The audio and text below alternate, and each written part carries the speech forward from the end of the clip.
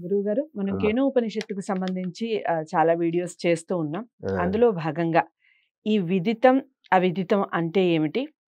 ఈ విదిత, అవిదితాల కంటే కూడా పరమాత్మ గొప్పవాడా? ఆ వివరణ ఇవ్వండి. అమ్మ చాలా మంచి ప్రశ్న. విదితం అంటే తెలిసింది అని అర్థం. హ్మ్. అవిదితం అవిదితం అంటే తెలియనిది. తెలియంది అని అర్థం. హ్మ్.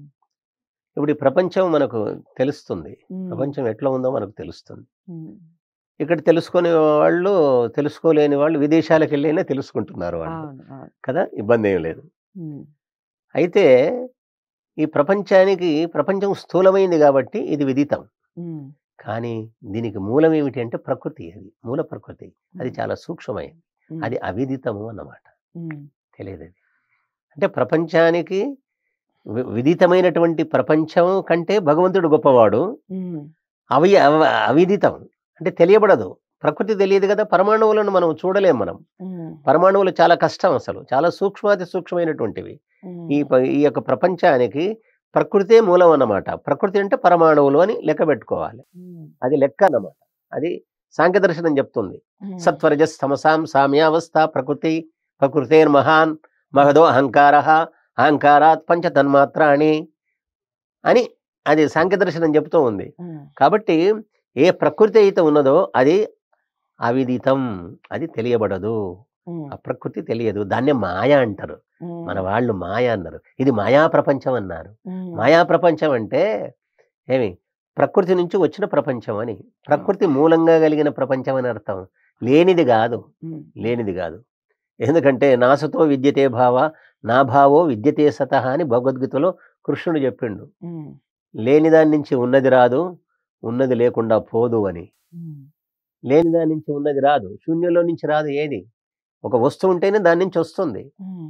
కాబట్టి ఇక్కడ ఈ ప్రకృతి అనేది ఒకటి ఉన్నది. అది సూక్ష్మమైంది. అది అవిదితము.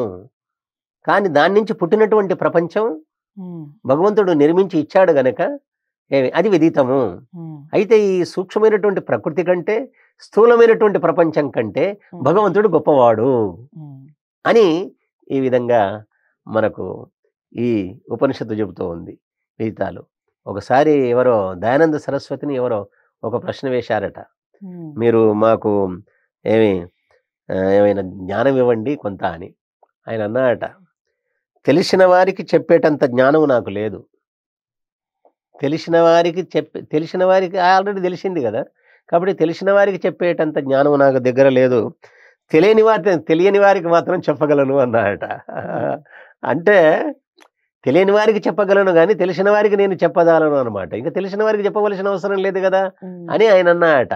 కాబట్టి ఇక్కడ ఏమిటి ప్రకృతి గురించి గానీ, ప్రపంచం గురించి గానీ ఎవరికి తెలియదో వాళ్ళకు చెప్పవలసినటువంటి వాళ్ళు విద్వాంసులే, పండితులే. ముఖ్యంగా వేదాలు, ఉపనిషత్తులు, దర్శనాలు మనకు విదితములను అంటే ఏది మనకు తెలియబడుతుందో, ఏది తెలియబడదో వాటి రహస్యాలన్నీ గూడా మనకు ఉపనిషత్తులు తెలియజేస్తున్నాయి. హ్మ్. చాలా చక్కటి వివరణ ఇచ్చారు. అదండి. విదిత, అవిదితాలు ఉన్నవాళ్ళు మరి భగవంతుడిని చేరుకోగలరా? లేదా? అనేది ఈ వీడియో ద్వారా తెలుసుకున్నాం కదా! చాలా చక్కటి వివరణ ఇచ్చారు. ఇలాంటి ఉపనిషత్తులకు సంబంధించి పూర్తి వివరణ మన ఛానల్‌లో అన్ని ఉపనిషత్తులకు సంబంధించి సీరీస్‌లా వస్తుంది. ప్రతి వీడియోని ఫస్ట్ నుంచి లాస్ట్ వరకు వాచ్ చేసి మీకేమైనా డౌట్స్ ఉంటే తప్పకుండా కామెంట్ బాక్స్‌లో తెలియచేయండి. లేదా మస్సం చెన్నప్ప గారిని మీరు కలవాలి అనుకుంటే స్క్రీన్ మీద కనపడే నెంబర్‌కి కాల్ చేయండి. వీడియోని లైక్ చేసి షేర్ చేయండి. ఛానల్‌ని సబ్స్క్రైబ్ చేసుకోండి. నమస్తే.